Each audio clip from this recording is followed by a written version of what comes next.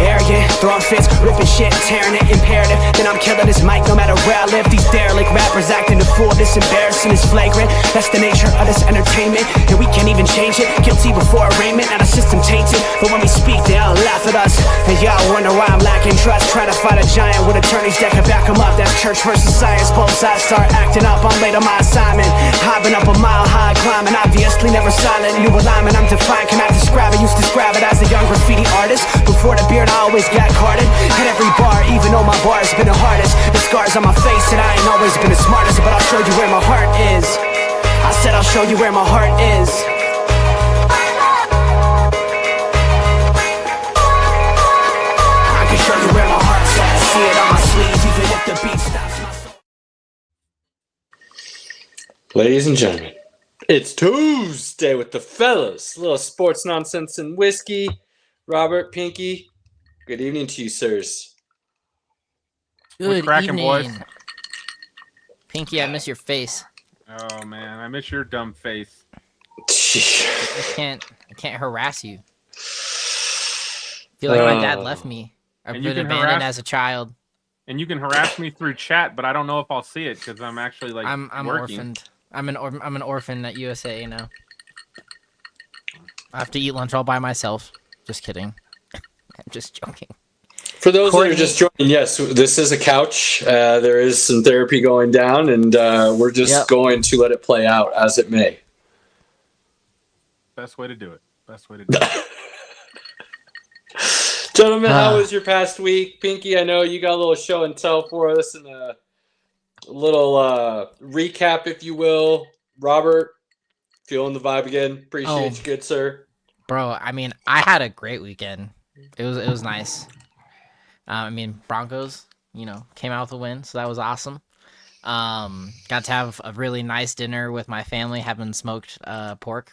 So, Ooh, that was great. And then I got to see The Shining in IMAX for the first time. So that was actually a real treat. I was very glad that I did that. It was a late showing. It was 10 o'clock at night, and that's a 2.5 hour movie, but that was worth every minute.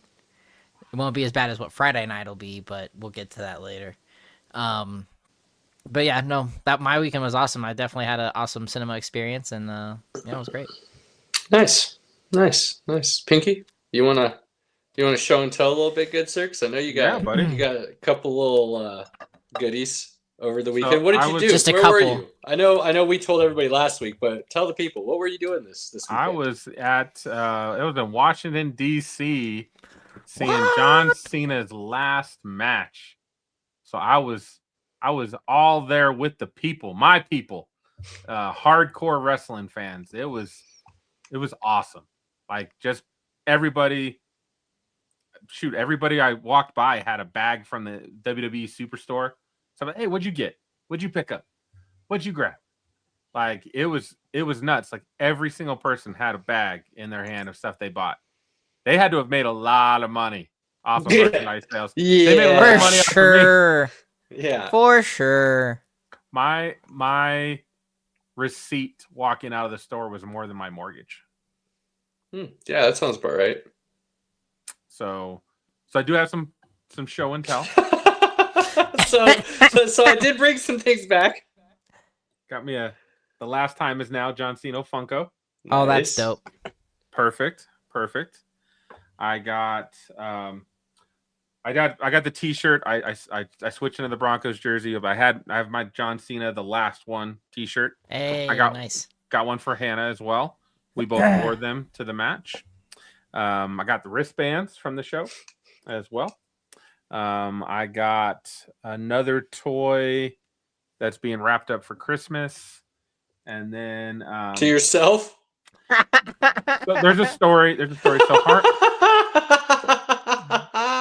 for the last month or so, they've been advertising bringing back the LGN Superstars toys, and they're bigger size versions, sturdier. They're the 12-inch, right? Yeah, and they don't move really. And they've got a poster as well. Okay. So Harmony just thought those were the coolest thing, and she was like, "We got to go buy them, Dad." And so Hannah and I found them, and then Hannah told Harmony, I found these for Dad. They're from you. Harmony's so excited to give them to me. Well, I was able to get Dusty, Logan, and Hulk Hogan at a Target, but they didn't have the Cena.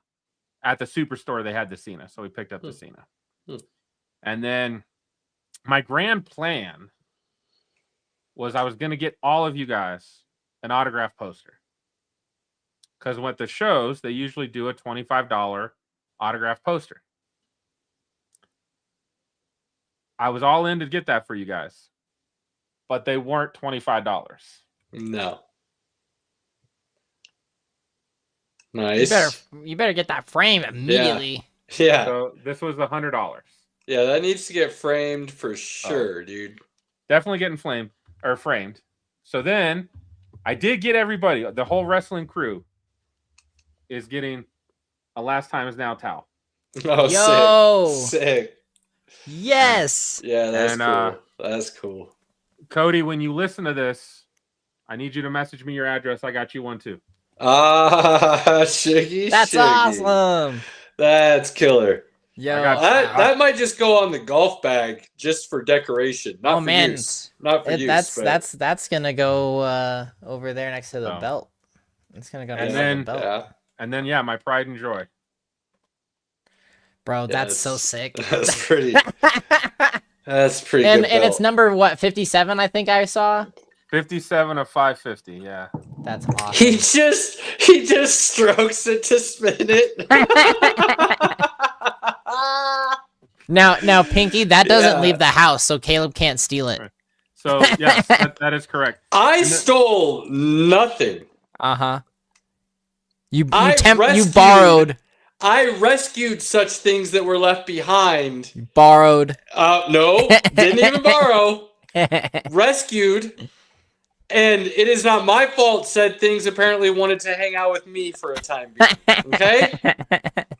That is very fair. That is very fair. That's awesome. So, and the story behind this is I walked into the Superstore, and again, it's wall-to-wall Cena everything. And the upstairs level has autograph belts for sale. Those were as much as what I spent. I was like, I could get an autograph belt or I could get all of this stuff. But I saw the belt, and they had a couple from throughout the tour, like his LA one, and they had his Boston one, and because he's got a belt for every single city that he made an appearance, right? So I saw it, and I was just like, no, that's just too much. And the wife was like, you're gonna buy it. And I was like, wait, no, like that's just too much money. And she's like, no, you have never looked at anything that longedly in your life. You have to buy it. You have to get it. And I was like, no. She's like, no, we're not leaving until you buy the belt. And I was like, okay. So thankfully my wife was a real trooper. She really she was awesome. She was awesome. It's like the Austin Powers scene with Will Ferrell. Man, I hate being asked the same question 3 times. Just gave in. Next year just gave in. To be Hannah's Last Time Is Now trip. And you better just say yes a whole bunch. I'm taking her to Hawaii, so yeah. I was about to say they're going to Hawaii. That's kind of That'll work. Oh, that's great. Which I got to figure out the draft situation. We got to talk about that off air. It's I've got my plane tickets for the draft, but everything else I don't even know how I'm going to afford it this year because usually I have a bonus beforehand, and I don't have a bonus this year before. Oh, hey, I do get it. When is that again? March. End of February, March, early March. That's right. So I think I've got some money coming my way for my sign-on bonus. I think I'm going to put back a little bit of that money for the draft. We'll talk about this later. But yeah, great time. The arena was great. The event was fun. The outcome, not so much. But I've dealt with all my anger, and I've let it go. And I am hoping, as everybody knows, Gunther made John Cena tap out like a bitch. His words, not mine. His words. I hope they continue to build on the nuclear heat that Gunther has right now of being like the most hated man in professional wrestling. So we'll see what they do. It won't because it's forced. So it'll sizzle real quick. They keep trying to push him, and he's just not it. I don't know how many times we have to go over this. Hey, I love him. If that like was Gunther. Drew McIntyre that had done such a thing, there would be something to roll with afterwards. Nobody really cares about Gunther. And the fact that he made him tap out, like, weak. But He went out with a smile on his face. on the bright side, par for the course with what they did for him with the whole year, right? I mean, that was right there where they wanted to be, apparently. I mean, it had some moments, and there's some good moments that I have good memories that I had of the year, but it is not it was not great on the whole. It was rough. That's fair. So let's They're talk. rough. Let's get Pinky. I'm starting to get sad now just thinking about it. So let's get into some football and get some happy vibes going. Which There's some I'll good start stuff us to off talk about. with this real quick. I'm very proud of us this evening. We didn't even talk about it, and we all coordinated. I'm so proud of us. We're all wearing Broncos gear, so that's a win. That's a win in my book. So cheers to that. Figure we go full homer tonight, just in case there were any doubts. I almost didn't, but I was like, nah, I need to do it. Caleb, do you still have the schedule there? Mm-hmm. Did we pick the Broncos to beat the Packers? I'm pretty sure we did. I already know this answer because I was not on board with this. But yes, we did pick them to beat the Packers. Yeah. Side note, what is their record right now, Pinky? They are 12-2. Yo, props to you boys. The homerism kicked in real good this year because we had them at 14-3 for the season. And I think that's what it's going to end up being. It sure kind of looks that way right now. I think they either lose to Jacksonville or they lose to the Chargers. I think they're going to beat KC and KC on Christmas now without Mahomes. Goner. Which I guess I ruined it. Everybody knows. Mahomes got hurt, guys. Let's talk about it. Can we just say he's an L7 weenie? No, I'm just kidding. I will say I did feel really bad that I was in the Dallas airport, Chili's, having lunch, watching the game. Chili's, baby back ribs. And of course, it's Texas. I don't know if you guys know this, but Mahomes has a really big following in Texas. They claim him because he went to Texas Tech, and I believe his dad settled in Texas and all of that. So they really claim Mahomes. So every time they made a play, it was the most irritating thing ever. What?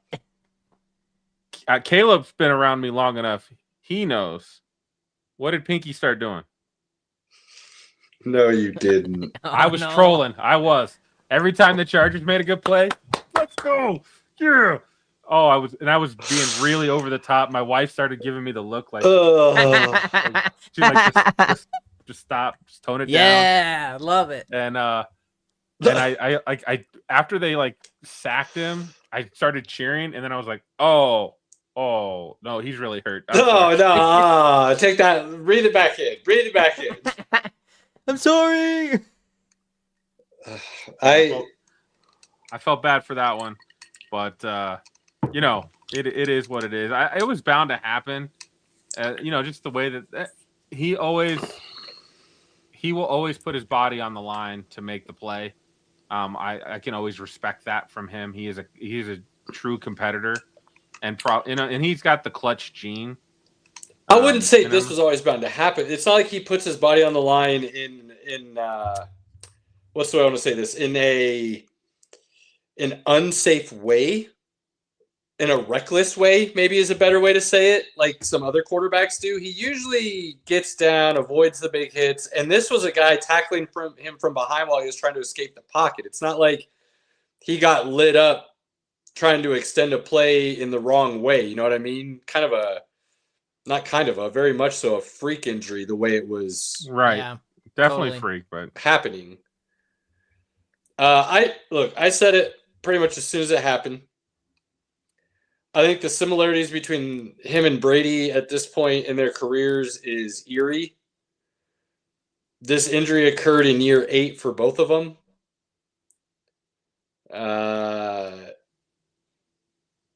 Brady didn't win another Super Bowl until year, I want to say 15, 14. 14, I think, because it was another 6 years before he won a Super Bowl.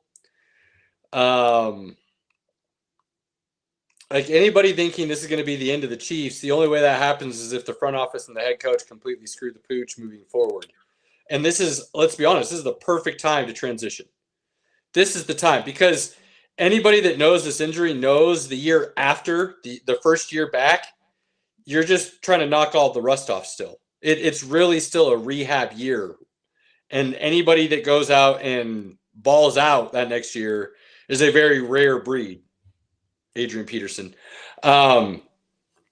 So they have this offseason and next offseason to get right and kind of reset the clock again if they want to keep the dynasty maintained and going forward.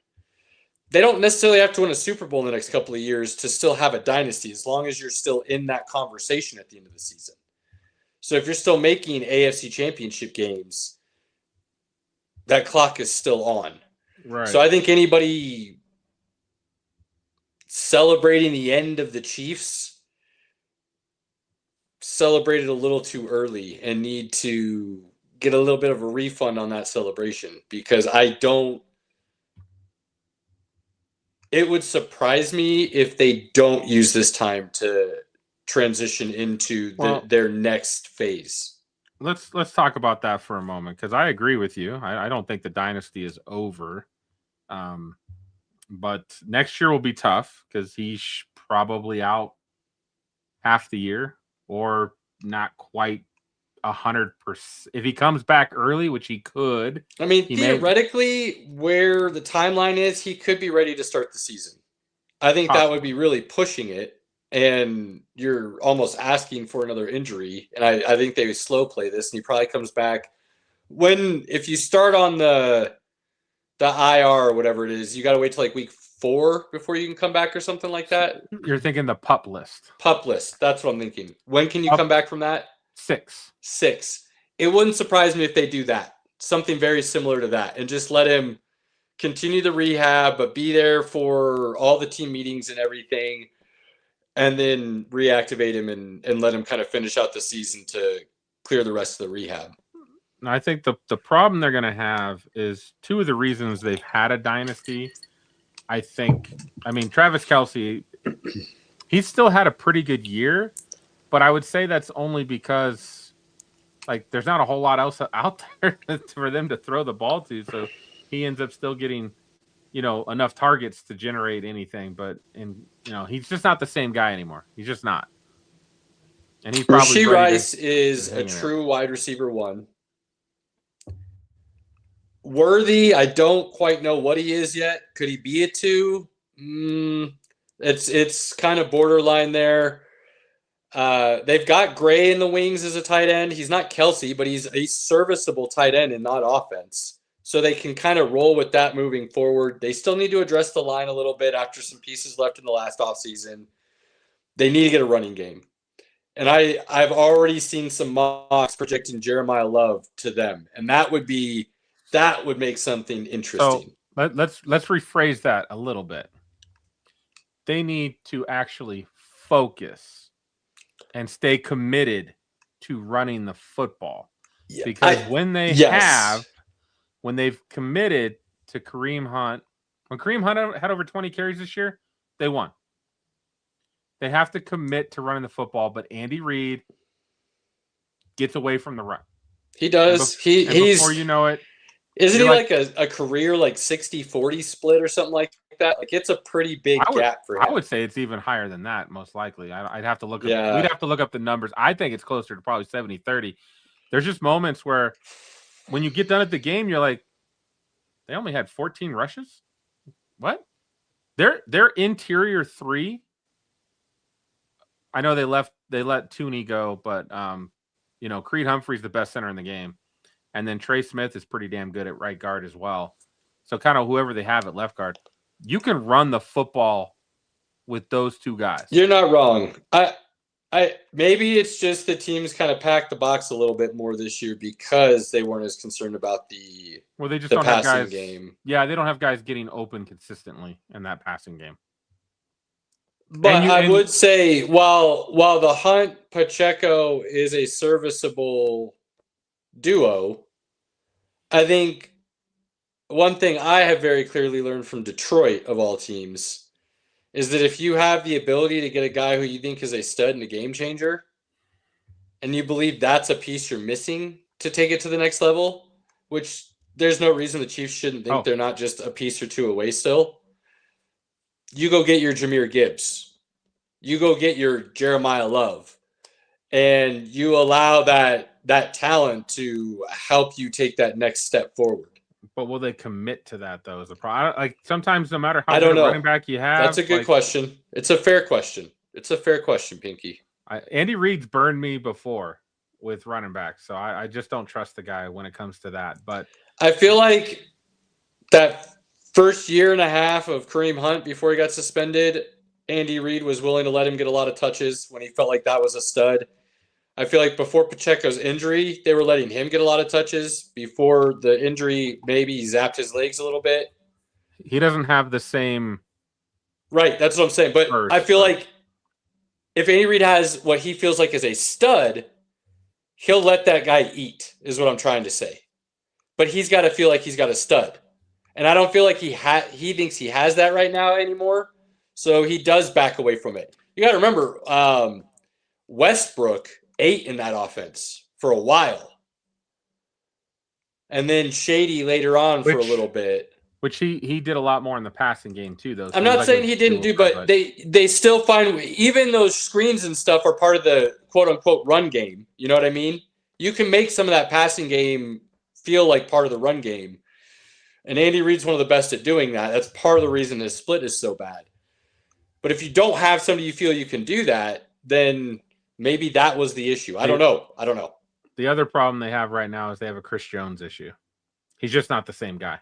Well, yeah. The defense needs to get revamped a little bit. You got a lot of money. You're going to need to restructure somewhere. Look, I'm not saying it's going to be an easy task, but I think there is no better opportunity for them to, if you will, take next year off in a sense, knowing what's going on. Fan base will still show up. Nobody's going to expect anything, and truly transition forward into a new era, get a little bit younger, restructure some contracts, do kind of what the Rams did when they said F them all them picks and where they're at now. You can make a big jump. I mean, we've talked about it before. That's one of the reasons the NFL is arguably the best structured professional league in the world, because of the way they've set up salaries and things of that nature. It allows parity to exist in the best way possible for competitiveness. It really allows you and to go it really worse, depends worse on, to do first. you make the right decisions, right? Do you draft correctly? Do you give the right guys the money? And if you do, you can be very successful very quickly. Robert, I got a question for you. Yes, sir. I kind of already know the answer. Oh, How are you feeling about the Chiefs not being in the playoffs? it's so nice. It's so great. Don't have to hear about, Chiefs magic and Mahomes and all. It's so nice. I'm so excited to see what the playoffs actually bring, because at this point, it's just wide open. I mean, I say wide open, but like it's just there's new blood, and there's something there. It's like there's hope on the horizon, right? Like I'm excited. Like I'm genuinely looking forward to what the Super Bowl is going to be, because the Chiefs aren't going to be there. Plain and simple. That's just really how I feel. It's crazy, man. Like, and it's possible the Eagles don't even make it. So like, that even better. Here's a question for both of you. Question for both of you. Is this the changing of the guard, or is this a get right season where you have an opportunity to steal a Super Bowl that you otherwise shouldn't have had any business being a part of, and you get to etch your name in history? Meaning Mahomes is back next year. Lamar bounces back next year. Joe Burrow bounces back next year. Josh Allen looks even better. You know what I mean? the teams that we thought should be there are going to be there next year? Or are we seeing a changing of the guard? I think with the caliber of teams and things that are happening right now with just some of the key quote unquote players of most of those offenses are leaving their prime to some extent. So I do think it is a change of the guard, in my opinion. I think it's now the gaps are starting to open up for a lot of these teams, and they're vulnerable. I don't know if it's a changing of the guard per se, because I still think Buffalo's going to be pretty good next year. Baltimore with a healthy Lamar should be pretty good.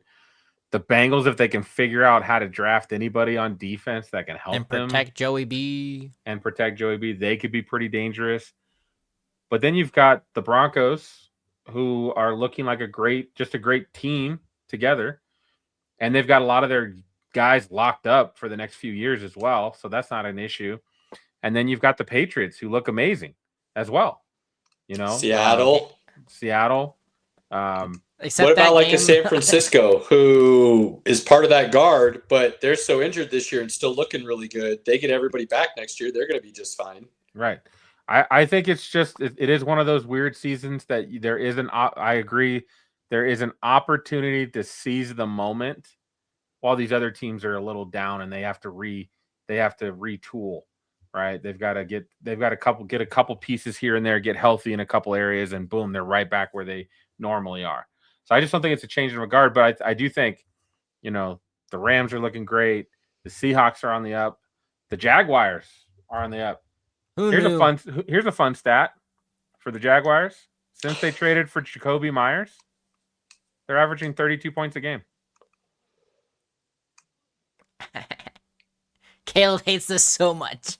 I don't hate it. It's just wild and makes zero sense how you already have Brian Thomas. Now it looks like Jacoby Myers is your number one. He absolutely is. Is. He's always open. Etienne seems to be actually being used all of a sudden as a primary running back. It's weird. It's just weird to see them all of a sudden look like they're actually a good football team. Not just winning games that maybe they shouldn't have. They look like a good football team. And I said, this wouldn't surprise me at the beginning of the season because of the pieces they had. But the way they look kind of the really that kind of middle stretch of the season, I was like, oh, they're not going to – zero chance they figure this out. I still don't think Trevor Lawrence is the dude, which is wild to say because he just had a game that's never been done in the history of the league. It was 4 passing touchdowns and a rushing touchdown, 5 passing touchdowns and a rushing touchdown. I thought he only had 5 touchdowns total. Either way, okay. And then he threw for 350 or something like that. It's never been done. Now, I will say their stretch has not been great. They beat the Raiders. They lost to the Texans. They beat the Chargers. One is the shocking one where they just demolished the Chargers. They beat the Cardinals. They whooped on the Titans, and then they beat the Colts. And then when they did injure Danny Dimes in the game, and then they just whooped up on the Jets. So not like their schedule's really been difficult. Well, this weekend is a big game for Broncos and Jags. This is a big game. Big. Winner kind of almost basically wins their division in a sense. Yeah, Broncos have a shot.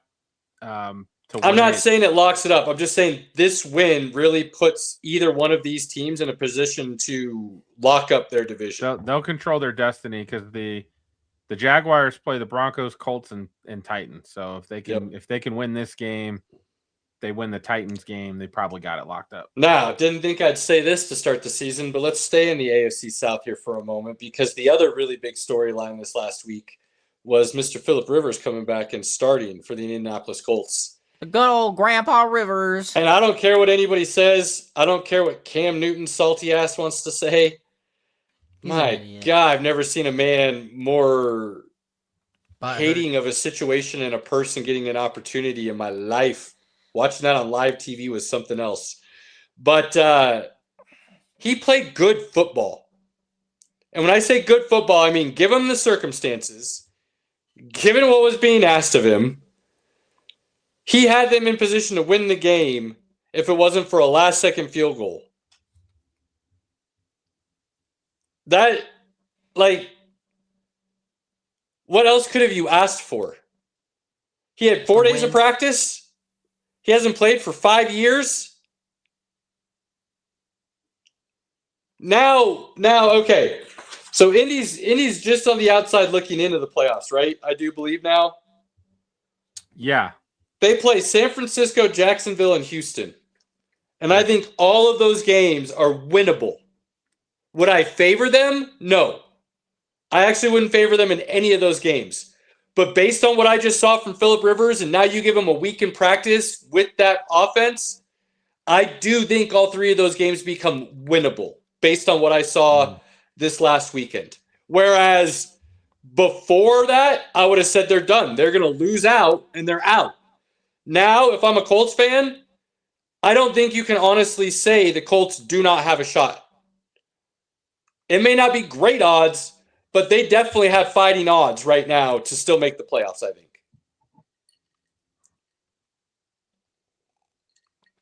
Time will tell. Pinky, what are your thoughts on that? I don't think they have any shot in hell. I don't think any of those games are winnable with Phillip Rivers right now. Good old optimistic Pinky. I just don't. He played very average and found a way to get his team in position to win the game, though. He did.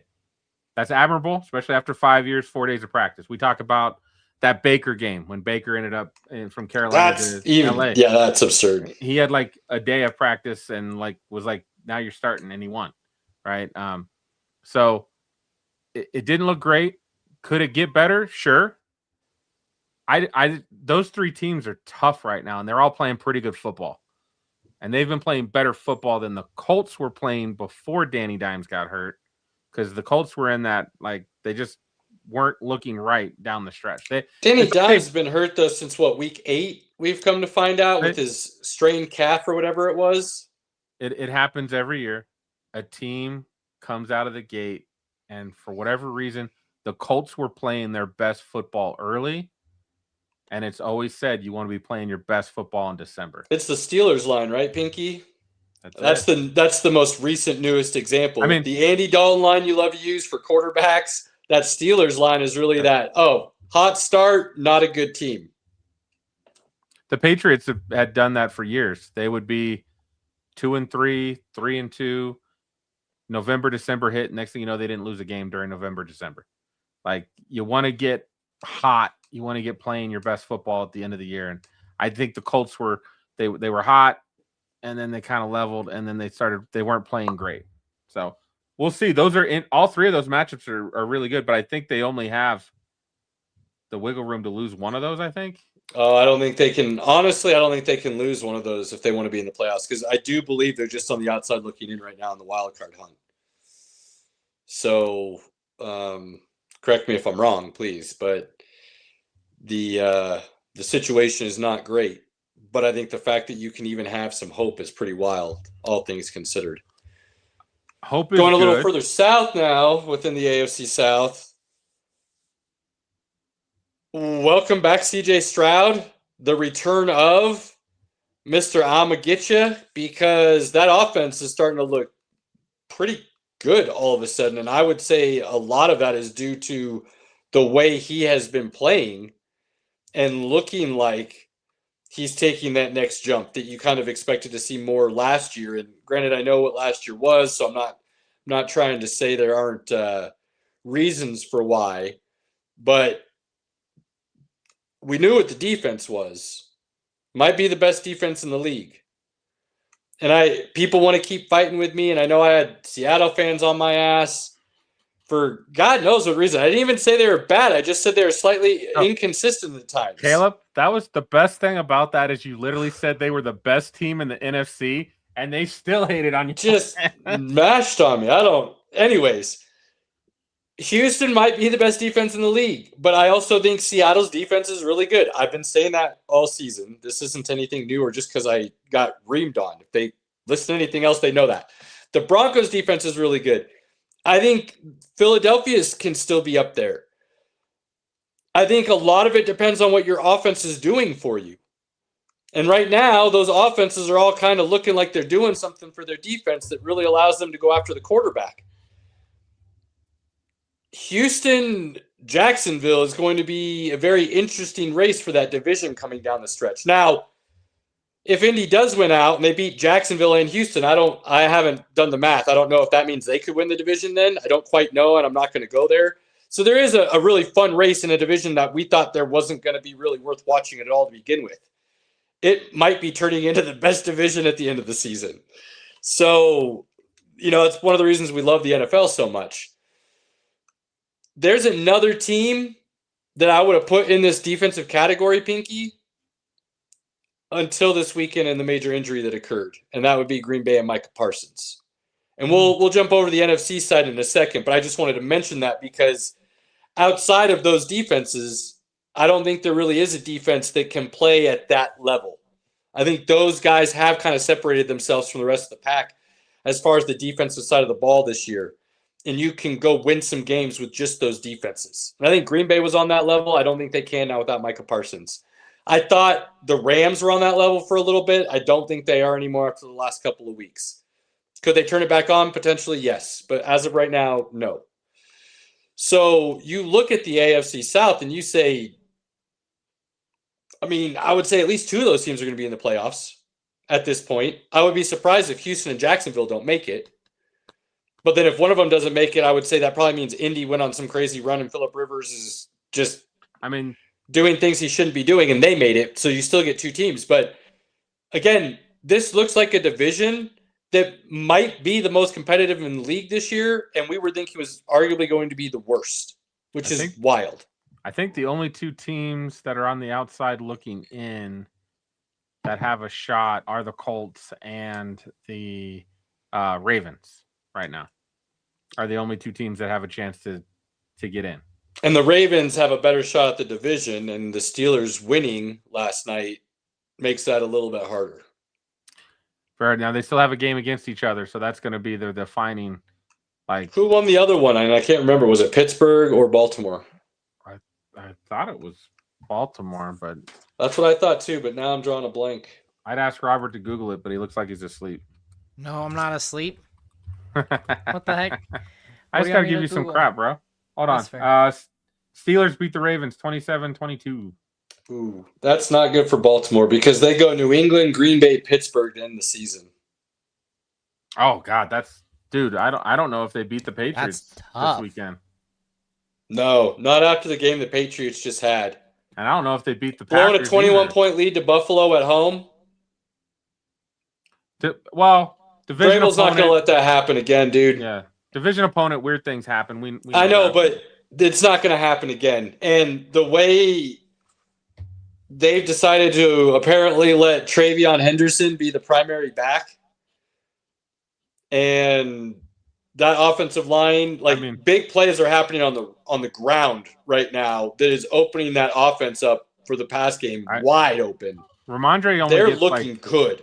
Ramondre gets 3rd and 1s at this point. I'm not first and second down. I want that home run hitter in there. I put Travion in all the time. Travion, you're tired? Okay, Ramondre, get a couple snaps. You're good. Huge win for Buffalo. They needed that. So now the division's still within reach. They could still claim a home field bye first round.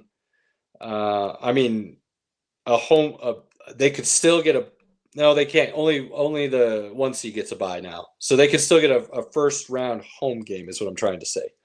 I guess they're still in play for the 1 seed too, but Denver would have to kind of fall on their face. New England would still have to fall on their face. Denver loses out, New England loses out, Buffalo could get it, but that's just so that's a tough. NFC starting to shape up. Broncos would have to stumble down the stretch not to get the division. Chargers still have an opportunity, but again, we're talking about a lose-out scenario. the way the Broncos are playing right now, offense and defense, complementary football. That's what I kept talking about with Denver, that they needed to do more of, that I liked what I was seeing from New England and Seattle. Denver this last weekend, I'd say that was some pretty good complementary football. Do you know what that was on Sunday? That was Bo Nix's best game. Clean, decisive, put the ball in like windows. Like it was all the lack of a true dominant run game still concerns me with the Broncos. I'm praying J.K. Dobbins is back. If we get the bye, J.K. Dobbins is coming back. Believe it. Well, you also need Sean Payton to call it consistently enough for that to take hold too, though. And right now, he's still not even doing that. But he doesn't have the consistency that Dobbins was providing in order to do You're that. right. You're not wrong. And we know how I feel about my boy JK, so I'm not going to poo-poo that idea by any means. But RJ Harvey definitely right now looks like he's having a little bit of rookie struggle seeing holes at the line of scrimmage. He'll hit some for really big plays, and then other ones where you could see, but dude, just take the 3 or 4 yards. But he is getting better. He's missing it. I won't say it's getting worse, okay? But I don't know if they've exactly played defenses that have been, I don't want to say capable of stopping the run, but are not dominant at it. And when you get later into the playoffs, it's usually something you're going to have to do. So having JK back would be a very big deal for the Broncos. Because I think right now, as it looks, that's going to be their flaw, their weakness that they're going to have to figure out how to work around. And in the playoffs, that can be a big weakness. So we'll see. On the NFC side, look, Seattle, bravo. Okay. Those are games you have to win week to week in the NFL if you want to be still in position at the end of the season to hoist a Lombardi. There's going to be ugly games in the season that you better figure out a way to win. And you did. So, well done. I think the Rams losing Adams, if he's out for... Puka's banged up too. It's going to be a problem for the Rams. And that defense is already kind of here. And those poor Lions, they needed that game. Yeah. The Lions are... I don't know what to make of them. They're still very much alive. And then you get the Packers. Can Jordan Love step up enough to start rolling with that offense and carry the defense now? Does Philadelphia keep just doing what they do and Jalen Hurts is going to do what he does and they just keep finding ways to win? The AFC, I think, kind of has an upper tier right now and then another set of teams that could kind of get things done. I think Denver, New England, and Buffalo are kind of sitting above everybody else. I think Houston is very close to joining that conversation. On the NFC side, I think it's wide open. I think pick a team and roll with it. I would probably put Seattle at the top right now. I've kind of been on that train for a little while now. I'm rooting for that. So a Broncos Seattle Super Bowl with the Broncos winning this time would be all right with me. So we'll see. We'll see how it plays out. I think Seattle's fatal flaw is the same as Denver's, and I think it's their run game. And I don't know how you can have Kenneth Walker and Zach Charbonnet and not have a dominant run game. And what I thought was going to be a strength for them this year feels like it's a weakness right now. I just think their O-line is not that great. And then maybe on top of that, if you can double JSN, the options are limited for Sam. And if you get pressure on Sam right away and nobody else is open, that offense struggles. Every team has a flaw, like you mentioned. I think it holds true. We totally agree on that. For me, it's the Rams, Seattle are the two teams right now in the NFC, and I do think Patriots, Broncos, and Bills are the three teams in the AFC that I'm like, any one of those teams can make the Super Bowl, and I would not be shocked. Word. Any final thoughts on the NFL right now? You know, is Matt Stafford still the MVP? I think he is. I think he's at like 40 touchdowns now. Yeah, I think if Drake May gets the 1 seed, it would mean that he put up numbers such that he would be in contention. I think if Allen runs the table, he's going to be in there as well. But I kind of think Stafford's the front runner right now, and it's kind of his. He got 37. 37. He's close. He'll be at 40 before. He'll be These 40 next couple of plus. weeks with a banged up talent pool around him would say a lot and do a lot for his campaign. That it would. So we shall see. All right. College football playoffs start this weekend, baby. And before we talk about it, of course, we had the Heisman.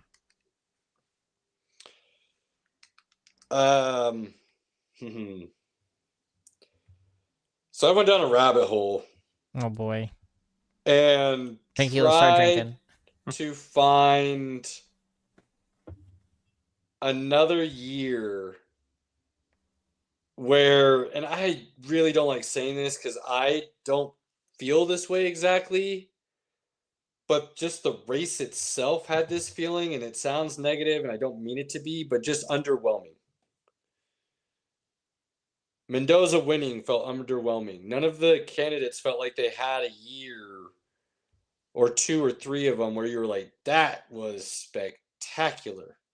The guy that finished 3rd in the voting wasn't even invited to the ceremony. And that's Rodriguez, the linebacker down out of Texas Tech. So the last one I could think of and really feel like it was somewhat similar only because people were so not happy outside of the team that won. And the numbers weren't necessarily spectacular in a sense. Going back to 2001 and Eric Crouch winning with Nebraska. Now, I very much understand why he got it. Granted, it's a very homer view, so I'm not trying to hide any of that. But he had moments during that season where he looked like the best player, and he had Heisman moments, multiples. Mendoza, you could argue, had the Heisman moment at Penn State, leading that last drive, that last catch to win the game in the end zone. That throw was beautiful.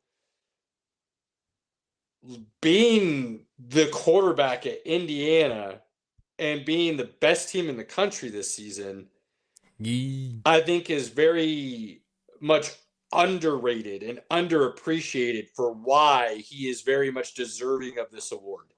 If you saw what Indiana was doing to people this season, they were messing there him wasn't up. a reason for him to play enough to have the really big gaudy stats.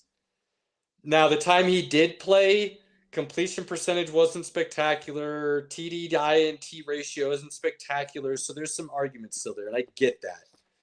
But I do think the story as a whole, being the quarterback of that team, where he came from, what everything does, and then that one moment against Penn State, regardless of what you think about Penn State season, they still got a bunch of dudes on that team. It's not like it's a talentless team that they beat, okay? It's just a really down year for what many thought was going to be a national championship contending team for a very good reason. So it's not like Penn State is bad. So I think people kind of underappreciate what he did this year for that team as a quarterback leading them. But on the other side, like I was saying, the numbers, the moments, they don't really seem to exist this year for any of them outside of that moment for Mendoza. And I think that's what leaves people wanting after this season, especially after the run you had last year. I think last year's run was one of the most controversial in a very long time. And a lot of it had nothing to do with the players. It was more a Coach Prime in Colorado versus the world kind of thing, and you either hated them or loved them. And if you hated them, which was the majority, then you didn't want Travis Hunter to win the Heisman, and you were very much in Ashton Genty's corner. So I think that created a very big storyline for the Heisman race. And then the two candidates at the top had very worthy seasons based on what they were doing. So I think you come from a high of last year and then kind of a low of this year. And I think it kind of is part of the reason all that happens. Dude, this But I year's think draft Mendoza's class is very- not going to be good. Say what? I don't think this year's draft class is going to be great. It's going to be a really talented draft as a whole. It's one of those drafts that Pinky and I have talked about in the past where you're going to get a lot of guys that can be starters for years in the league. There may not be any of those quote unquote superstars. You at might a not high draft. volume. You may not draft a lot of Hall of Famers coming out of this draft. Yeah, but But you're going to get a lot of really good starters. players. Yeah. So, and then you do look at the quarterbacks coming out, and you do look at like a Mendoza, and you're like, damn, could he go out there and be a Kirk Cousins, Phillip Rivers, Eli Manning kind of? You can go win a lot of games with that guy, and he could be the leader of your franchise for Super Bowls. Or is it? Yeah, I mean, the numbers we saw last year weren't spectacular for a reason, because he's just not it. But he's going to get drafted high next year, and what is he going to end up doing? By all accounts, as a human being and a leader, phenomenal. Can't ask for better. So then it's going to come down to the talent on the field and what happens from there. We'll see. But I think the right guy won. I don't think there should be any doubt there. I really wish they'd go back to inviting 6. I hate only inviting the 4, especially when the third guy in votes didn't even go because you invited the wrong people. So see what happens with the Heisman going forward. But I'm expecting a much different season and a much different race and a much more vocal conversation about that race next year. For a couple different reasons. There's going to be some names that you're going to have to pay attention to. So we've got this weekend is the start of the college football playoffs. And round 1, baby. Starts Friday night with it's Alabama, right? Alabama, Oklahoma. Yeah. Alabama, Oklahoma. Alabama, Oklahoma, Friday night. I fully expect Alabama to have a get-right game and bounce back and win that. Honestly, I'm feeling like pretty handily. I would take Alabama and the points, whatever the spread is, because I feel like it's going to be a 14, 17-point win minimum. I really do. Oklahoma really only has a defense. I don't think it's one of the best defenses. I think it's a good defense. And I think Alabama has, on any given week, one of the best, if not the best, offense in the nation. Okay. And I think they have a very big bounce back, get right game after that nasty SEC championship game against Georgia. And I see them boat race in Oklahoma here. There we go. I like it. We got Oregon and JMU. Oregon should roll with this. But, man, they have just not looked dominant at all this year at any point to me, really. And it would not surprise me in the least if we go into the fourth quarter and we have ourselves a game. Am I expecting that? No. I am expecting Oregon to finally look dominant and hang a 50 burger on JMU and only allow like 13 points. Like, I just am, because Oregon is supposed to be that good. But they haven't shown that yet. So what I think is going to happen is an Oregon win. And I think it's going to be closer than a lot of people are expecting late in the game. Now, man, I'm thinking Oregon's going to get upset by JMU, in my opinion. Oh, that would be super spicy. They don't call me spicy for nothing. That's right. That's right. Wow. saying. Yeah. I mean, Oregon should roll. They should, but are they? They should roll. Are they? I really want to see Oregon and Texas Tech. I really want to see that matchup. So it's what I want to see. But an upset is fun too. A Cinderella story is always good. It works for March Madness. Boy, it would force a lot of people to have to shut up for a little bit. They won't apologize and they won't hold their tongue next year, but it'll force them to shut up for just a hot second. And that would be fun. We love chaos, so I root for chaos. So. We do like chaos. JMU. Well, you're not getting it in the next game. Ole Miss already smoked Tulane earlier in the season, and I don't see that being any different the second time around. Yeah, that's not going to change. Even without Lane Kiffin and the mess that Ole Miss has had to endure since the end of the season, I think Ole Miss just runs away with this game. Let's go, you. That's just for you, Pinky. I'm so torn on this because I'd love to see Miami move on, but then I also don't want to see them get their asses kicked by Ohio State. So I think the Carson Beck we expect, Pinky, shows up. And as much as I'm not a big fan of College Station and rooting for the Aggies, I think they also have a bit of a bounce back game. And I think Notre Dame is the better team, but Miami beat them head to head, so Miami deserved the spot.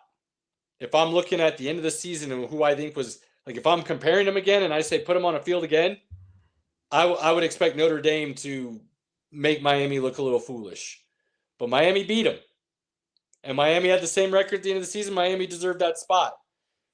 I don't think Miami's that good. And I think Carson Beck rears his ugly head in that way that we expect. And AM gets it done here. Now, I'm not expecting a blowout. I think this could easily be like a 42-35 game. But Carson Beck has 3 interceptions kind of thing, and that's what cost Miami in the end. You know what I mean? And then the conversation when he's on the mic at the end of the game is going to be like, I just run the plays that are called. I hate the way he's been so up and down. There's games he looks great, and then there's games you're like, what in the hell is he looking at? So, but I will root for that. Is that a later game on Saturday? What time is that game? I'll tell you right now. I got that here. Let's see here. So Alabama, Oklahoma is a 6 o'clock kick, I should say.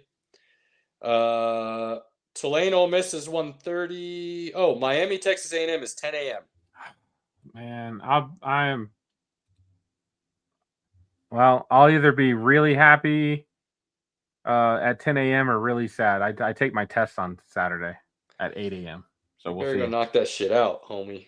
Working on it, baby. Working on it. Sounds like we need to celebrate. Celebrate. Yeah, which Caleb, I also signed up to do a license, so we'll also be having to, send the good vibes my way once Pinky passes his. I got you. It's gonna be fun. I'm not predicting anything out from there. You guys want to, you go right ahead. I want to take it round by round this year. We've talked about how it's extremely wide open. It's wild that you have the NFL and college football in the same scenario in the same year where the field is so wide open. You really do not have a team where you feel like that's the team. Now, I'd argue after Indiana beat Ohio State, you could easily say they are the team. But it's not like they blew out Ohio State. Ohio State could easily come back if they play again and beat them. I think those are the two front runners. I think Texas Tech defense is legit and championship worthy, but their offense is not on the same level as the rest of this. So that makes it very interesting. And I think Georgia is just, I will continue to say it. The SEC is overrated. I don't think they have a true team this year. And I don't think Georgia's it. I don't. Georgia has moments, though. If there's a team that can play really good football, Georgia can. It's just, what Georgia team are you getting? That's true. See what happens. But let's see what this first round does, and then we'll go from there. Yeah, buddy. Let's make it happen. And can we have a quick NBA conversation about a topic before we move into our nonsense? Sure. Bring it. I know we don't necessarily like to talk a whole lot of NBA until Christmas, but I think something very interesting has started to occur that I'm beginning to get a good feel of. And I think this is what it is, and I think this is who we need to expect it to be going forward. And it kind of ties into what's happening tonight, which is why I wanted to bring it up. Knicks and Spurs are playing in the NBA Cup tonight. Right now, the Spurs are up, I believe, last I saw it was 94-89. Spurs Yep.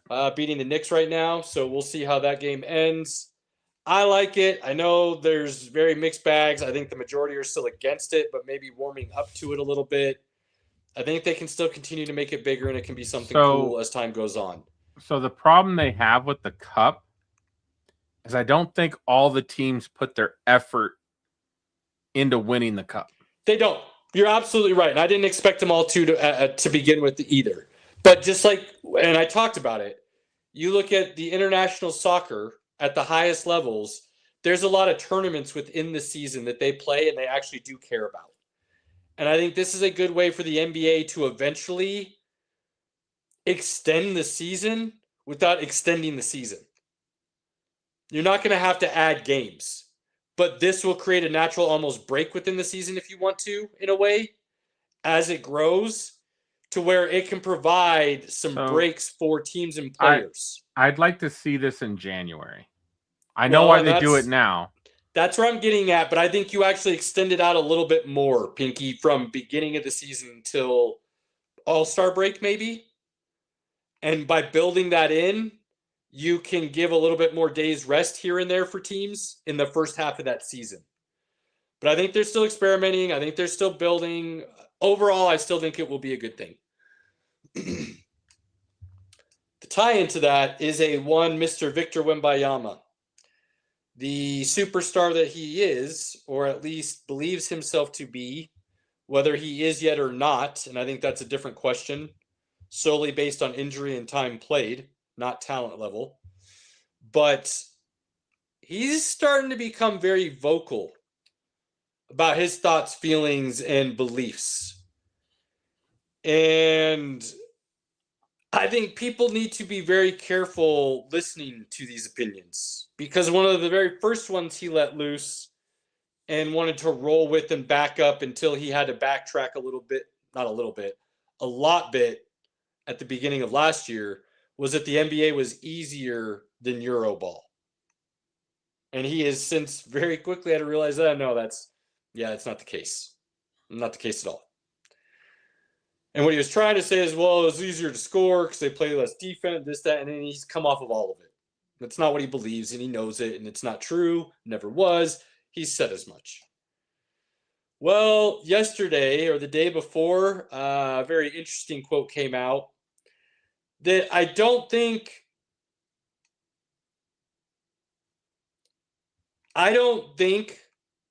he is being misinterpreted. I don't think there's room for gray area here. I think he very clearly stated and said what he meant to say. And I think he expected people to be easily read between the lines with this statement. And it was such that the two best players in the league right now are Giannis Antetokounmpo and Shai Gilgeous-Alexander, because they're elite on both ends. And then he went on to mention Jokic is only elite on the offensive end. I said take his stuff with a grain of salt, right? Be careful listening to this man's opinions just because he might be talented at basketball. I had to take a moment and think about what he's saying and be willing to digest it a little bit before I allowed my gut reaction to take over. Whether it was true or not, I wanted to make sure.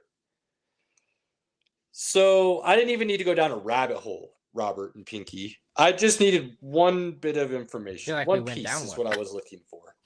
Because we already know people who say Jokic doesn't play defense are running with the narrative that is simply false. And it's been proven false over and over and over again. Just because he doesn't block shots, people want to try and claim he's not a good defender, and that's just not the case. I'm not going to go over that topic. But what I did want to know, what did it look like when Wembanyama and Jokic played each other? Well, it just so happens that Jokic is averaging a 30, 15, and 10 trip dub on the man. So I find it hard to take something someone says when we all know who the best player in the game is right now. Whether you want to believe it or not, it just simply is what it is. And then that man has that kind of statistical line when he's supposed to be, by his own words and the rest of the league, an elite defender, arguably the best defender in the league. And you say those words about that man, and then that's your stat line for those head-to-heads. It's not a good look. As another great nugget use wants to say. And maybe I don't really see SGA as a great defender. He's okay. He's not. Thank you. I wasn't going to say it. Cool. There we are. I'll say it. I hate He's watching not. the guy. I hate watching the guy play basketball. Defender. SGA is not elite. And if that wasn't proven in the playoffs last year when he was getting blow by after blow by, I don't know what to tell you. There are far better defenders on that OKC team on the perimeter. He's a good defender. But so is Jokic. Oh, man. So, yeah, Wemby, try again, bruh. Try again. Yeah, we'll see. We'll see. All right. Robert, Bro. the floor is yours, baby. Dude, big stuff. So, right here, right now, are you all committed for the next several weeks? Because Fallout has started as of today. New episodes weekly. I'm in. Caleb's in. If Pinky does it, then he just has to be me for once. And just has to deal with hearing some spoilers. After Saturday, I'm in. Well, yeah. But that What do still you mean gives you after time to Saturday? You just have to have it watched by next Tuesday when we discuss it on the show. If you don't, you're going to have to listen to spoilers. Correct. I'll get it done. All right. I will figure out a way. Now, the first season was awesome. That being said, Fallout Season 2 is back. And how excited are we that we actually get to do this together now?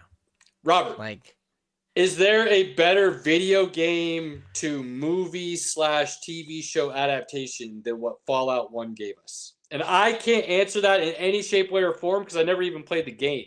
So I know the basic premise, but I never even played it. So I couldn't answer even in the slightest. It's hard and to say. I don't mean, let me clarify a little bit. I don't mean in honoring the source material to a T.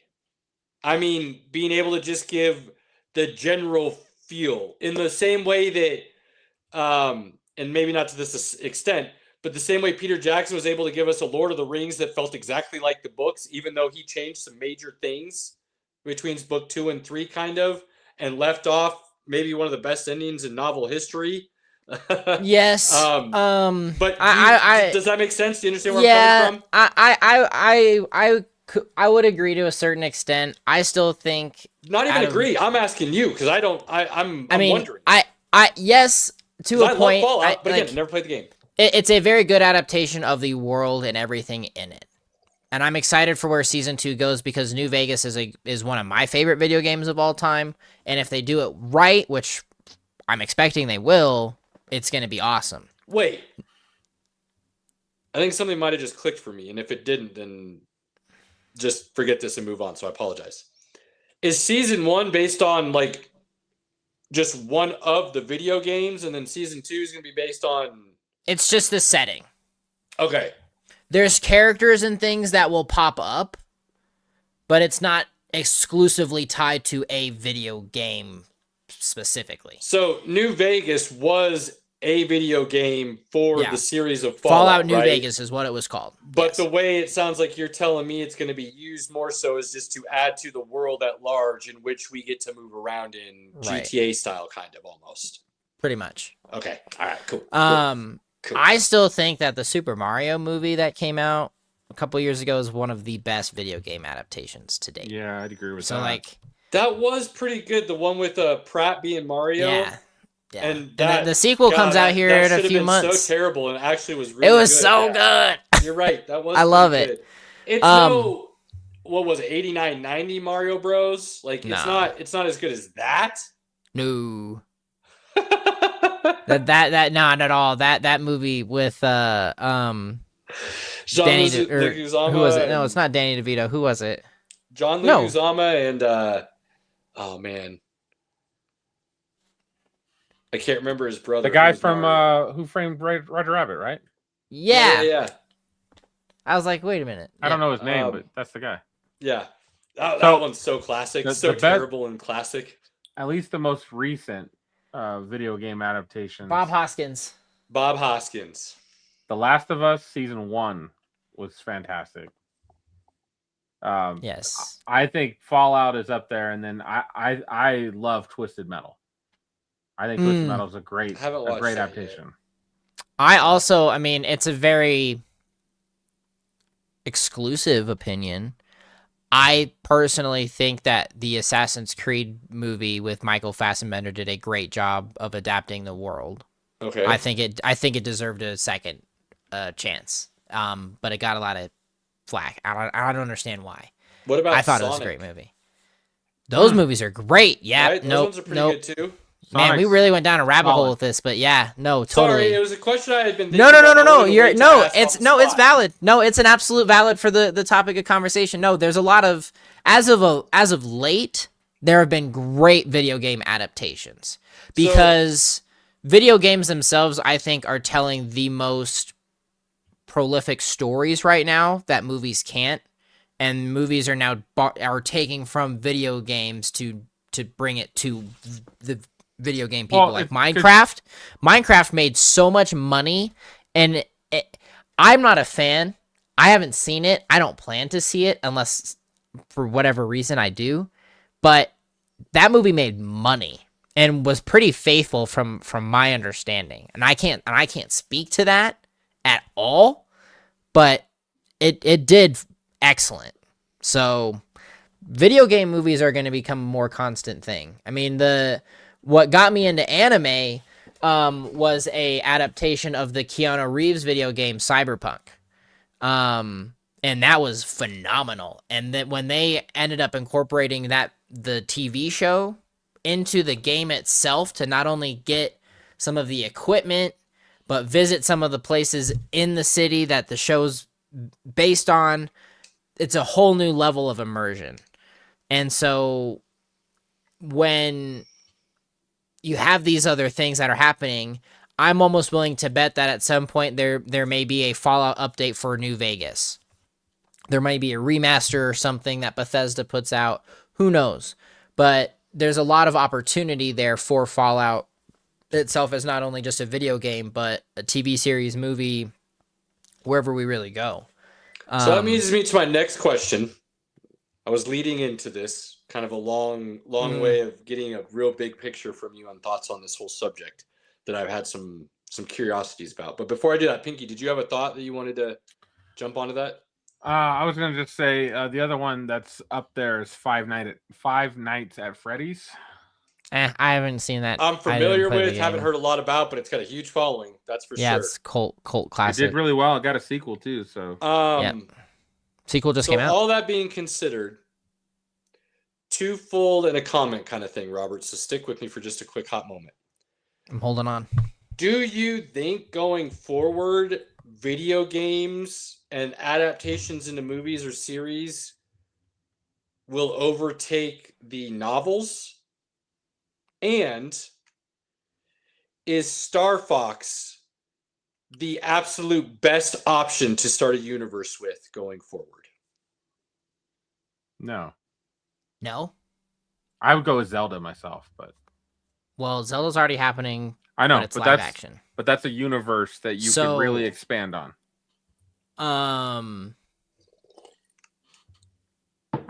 Yes, to answer the first question, because it's already happening. You've got The Last of Us. You've got Mario. The Sonic trilogy with Jim Carrey. Assassin's Creed is getting a redone on Netflix. Fallout is huge on Prime. Pinky? First season of The Witcher. Witcher, mentioned that. huge. The first Yep. season. Yeah, first season of The Witcher. So I mean, there's already a lot of the video game adaptations happening, and there's Do you think more it's coming. already happened where it's surpassed novels, or do you think it's going to be No. just part of the new way to kind of source material? It's not going to be only novels. It's going to be novels and games and maybe even other. I think it'll be It's the opening latter. the door more, so is what you're saying. It'll be Okay. the latter, because Okay. there's so many different things that you are seeing in media right now. The big one is animation to live action. Well, a big suffering of that, of course, we all know, is time. Well, Avatar: The Last Airbender's live action series is getting ready to release season 2. Well, when you look at it compared to season 1 and who the main character Aang is supposed to be, the main he's aged up, he's grown up too much.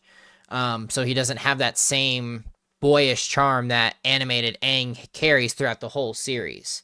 So and with what's happening in making seasons of anything right now, and it takes 2-3 years to get a season 2 or season 3, those things are starting to die off, and animation starting to come back in a more prolific way. There's a lot of correction and steering and correcting of the course, if you will, with how these things are going. I know you and I have talked about it, and you've been kind of a big proponent of this for as long as I've known you, I think. And I would very much agree with you in this sense that there's a way to do this and allow live action to tell your major storylines and fill in all the gaps with animation, and you can do it all in a lot quicker fashion timeline wise. Correct. And I think that would be something that would be kind of. Star Wars seems to be the only one really doing it on a large scale right now, and even they aren't doing it in between their live action stuff right now like they could be, in a sense. Star Trek, cool I would somebody also say really- currently is also doing that Sure, pretty well. sure, absolutely. But it would be cool and- to see somebody do that in a way where it's planned. Yeah. I guess and Gunn that- maybe kind of. Yeah, maybe Gunn might is do something like that 'cause he had moving Creature somewhere to that Commandos direction. and, Yeah. So you have that element. So side note, I think that's yeah. a great point by you that you brought up multiple times. And so and then again, I'm not saying there's anything bad about live action adaptations. There are some good ones. But in specific things like that where time is against you, you have to make that a consideration if it's worth it. I don't think things like that are necessarily worth it for a lot of these other projects. And kind of leading into the next topic, Avatar is one of them. When Avatar released in 2009, I mean, that was the most profitable movie of all time. And then 2022, we finally get the sequel 13 years later. That's too long. And time's against you. When he already had it planned. Right. Well, And according the to him, technology he needed to and wait things- for technology to catch up to So- what his vision was, Which which is why it took him so long to do Avatar in the first place, right? So right. really, and there's a lot of and there's some truth to that because there's a lot of technology that is being used now as commonplace that he literally developed just to film Avatar.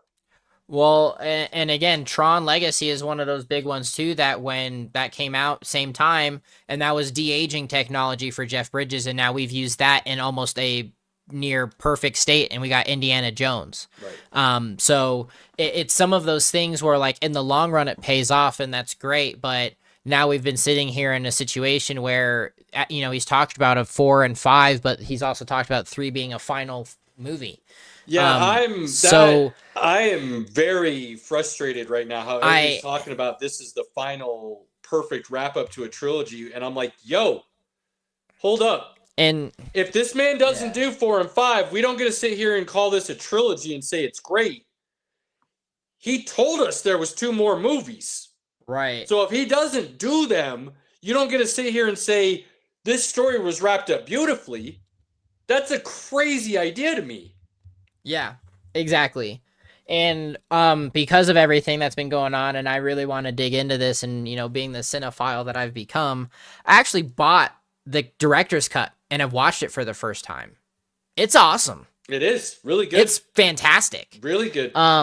I didn't expect the opening to be so different. Yeah. Being on Earth and all of those Yep. things, and some of the other extended training sequences and battle It gives things. you more I'm of like, the universe whoa! feel. Like you're really going out into space. You're really going out Yeah. somewhere. It really changes. And it's wild that they didn't leave that in to start the movie for the theatrical release. Totally. It gives you a more appreciation of why Jake adopted his new life as Imagine a if Na'vi. Dune had just started on Arrakis. Yeah. So, and that's kind of Instead the thing is like Atreides it's and seeing them make that transition. right. It's like the Lord of the Rings extended editions is they've totally added a new thing, and once you've seen them, you can't go back. Mm-hmm. So I've really loved doing that, and then going back and rewatching the last two. There's still some things that I don't like. I really didn't feel like 2 really did more to further the story. It wasn't an Empire Strikes Back or Dune Part 2, in my opinion. So I really feel like this third one needs to bring it home. And I've seen some things where they're calling it Return of the Jedi for better and worse. So I got tickets to go Friday night at 10:30, and this is a 3-hour movie. So this is going to be great. I've heard some be a really good long, things about long it. night. I think they're, and based on what I've heard about the premise, I would expect it to be good. Yeah, so I'm excited to go. I actually was looking through the list of movies on IMDb for the top 250, and Avatar is not even in the list anymore. So I'm curious to see where this ends up for the trilogy if we don't get 4 and 5. But we also, with these movies, are getting a few other early peeks at The Odyssey. Oh, dude. And one of 4 Doomsday trailers. And let's just talk about how Marvel is dropping the ball on this. Because one, it's all theatrical release. It's not going to be released online. Well, why? Because Disney wants people to go to the theater to pay for Avatar tickets to go see the Doomsday trailer.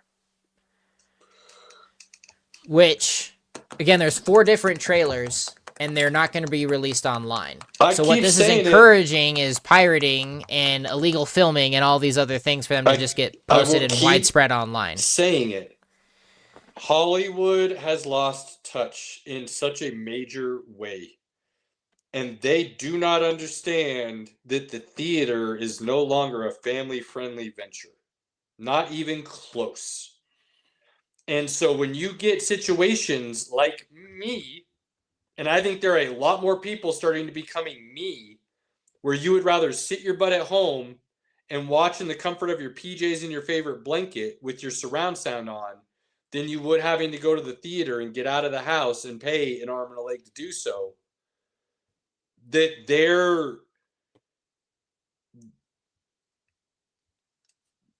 It's going to be a bigger and bigger problem if they don't very quickly address a reason for families to go back to the theater. I will say, just because with my movie theater experience, because I'm never not in a movie theater. I was actually shocked by how many people were at The Shining on Sunday night at 10. It was quite full. How many showings were there, Robert? There were 3, and there was Friday night, Saturday night, Sunday night, all at 10. One theater? Yep, because it was only IMAX. Yeah, so that's a situation where there are enough of you out there that will fill a theater for 3 shows. Sure. You play that weekends on end on multiple screens, and it's going to feel empty. With multiple showtimes, sure. And I mean, yeah, that's what you got to figure out. I think the biggest example of that is, yes, you still get some good opening day weekends, but you watch how quickly the fall off goes from opening day to the second weekend. Yep. And there's no trickle effect anymore. It's a waterfall. There will never be a Marvel Avengers Infinity War Endgame Man of Steel experience ever again. There will never be a box office like that ever again. I won't say that only because... Actually, you know what? No, I take that back. I take that back.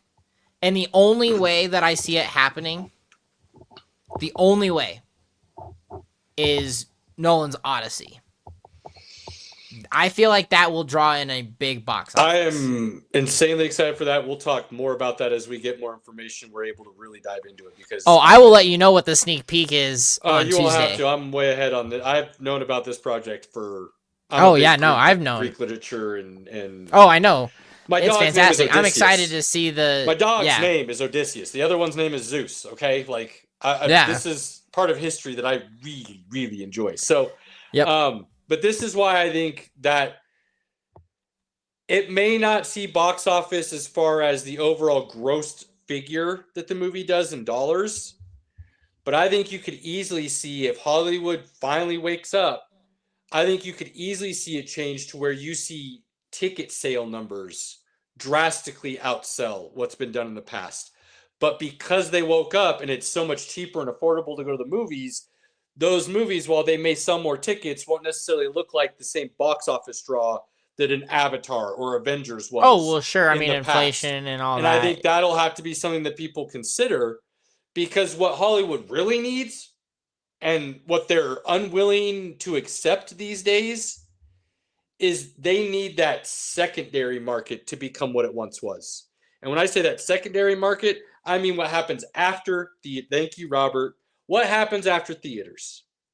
It used to be Blockbuster, right? And then after it was rented, it got to the point where then it went on cable. And it became a syndicated thing, what I call a Saturday afternoon nap movie. And it was so good that you could watch it no matter when it came on, and you were okay if you fell asleep to it and took your nap, because when you woke up, you were going to know what's going on and you still felt good and still wanted to be entertained and watch it. Those are rare these days, I feel like. And if they can get back to that, where you're back to creating, for lack of a better way of explaining it, back to creating art rather than dollars, things will naturally correct themselves for you. Absolutely. Caleb, cheers to that. That being said, now we're gonna switch to a more happier note. This will kind of be a sneak peek because I've got some special treats next week for our Christmas episode. So this week, gentlemen, is, what Christmas movie does your family have to watch?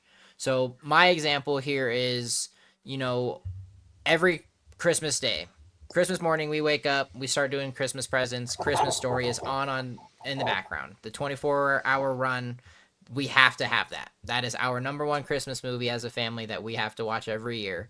So what is your guys' Christmas movie as a family that you all have to watch every year?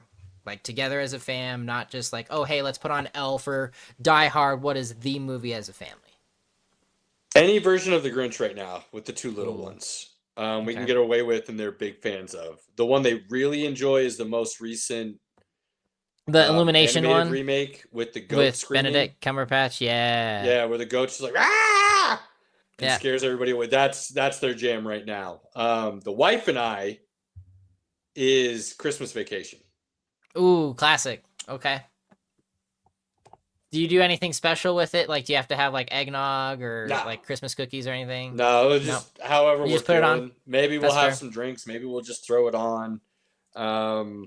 Sneak it in when we can. It's on TV, so we might kind of try to watch it and have the kids do some kind of art activity and play while it's kind of quietly on in the background if we haven't had a chance to watch it. Like, we try to find a way to sneak it in still, no matter what. But that's one that, since we've been together, we watched. And then now that we got the little ones, we find ways to still try and watch it during the waking hours. Love that. Pinky, what about you, sir? It's pretty much Elf and Christmas Vacation are the two movies that we probably end up watching every year. But, Die Hard's another one for sure for me. Oh, Die Hard every year. Legitimately. I have to. I will say Die Hard's 1 and 2. Die Hard 2 is also a Christmas movie. I mean, it's done during the winter, sure. I think he's traveling home for Christmas. Isn't he flying on Christmas Eve? Like, it's in an airport. Yeah. On Christmas Eve. Isn't it? Is it not? I can't Come remember on. the day. I know the first one. I mean, the first one's at a holiday party. Like, it's at a Right. Christmas party. Like, Yeah, I'll no, it's usually- Die Hard 2 takes place on Christmas Eve. yeah, that's what I thought. So does It's the first Christmas Eve. one. Yeah. I'll usually watch any of the new movies that have come out that are kind of Christmas related. I'll watch. There was a Mark Wahlberg movie where he's a spy, and it's kind of they're in France or Europe during Christmas or whatever. We watched That just reminded me. There's a new one, newer. It's been out for a little while now, but we just saw it again and forgot how much we liked it, and it will probably become a yearly thing, I think. And it's the new Christmas Santa Claus movie with Kurt Russell as Santa Claus. Yeah, the Santa Claus Chronicles. Yeah. That one is pretty good. Pretty good. I loved Violent Night with Violent David Night, yep. Harbour. Never saw that one. Oh, that's good, buddy. That's You a should watch good that. one. It's good. It still has the Santa but it's also very violent and gory. Yeah. It's awesome. It's Is it like Abraham Lincoln Vampire Slayer? it's or Santa whatever? Die Hard. It's Santa Die Hard. Is really what it is. Okay. Yeah. It's pretty good. It's pretty Love good. it. Awesome. Well, gents, it's always great Christmas season. I got to take my niece and nephew to see reindeer and Santa at my apartment complex because apparently that's what they do here. So that was awesome getting to do that because it was just the three of us. So awesome moments. It makes me want to have my own little kid, but I'm not trying to do anything crazy right now. Gotta find the right woman first. Yep. So, love those moments with the fam. I'm excited for Christmas morning with them. Just getting time with family. It's always good. Broncos on Love Christmas. it, man. Let's go. Pinky. Broncos on Christmas. Let's go, baby. Yeah. Yep. I'm having to deal with a whole lot of I told you so's, and it hurts because I really was hoping things would be different, but 15 is probably leaving Nebraska. Yeah, they're just going to have to figure out something else. So no hate, no love loss. I still really like Raiola. I think he's going to go on to do big things, and I will always be a fan, but it is a bummer that I really did hope. Heart over head kind of thing, right, Pinky? I should have known he was going to leave, but I let the heart get the better of me. So it is what it is. On that note, family, friends, loved ones, do not take those moments for granted. Boy, I tell you right now, we could have done a whole show on just the things that we did over this last week between the three of us with our inner circle. So practice what you preach. We try to go take advantage of those moments. Do not let them be taken for granted. Like, follow, share, subscribe, pump us out to everybody you know. Please, please push it out. Push it out. If you like us, if you enjoy us, interact with us. We keep talking to you guys. We keep telling you to. Like, follow, share, subscribe. Yeah, we love that stuff. But what we also love, tell us what you want to talk about. Give us a topic. Hit us up. Let us know what you think. You want our opinion on something, let us know. We enjoy the interaction. On that note, until next week, ladies and gentlemen, peace. We're out. Later.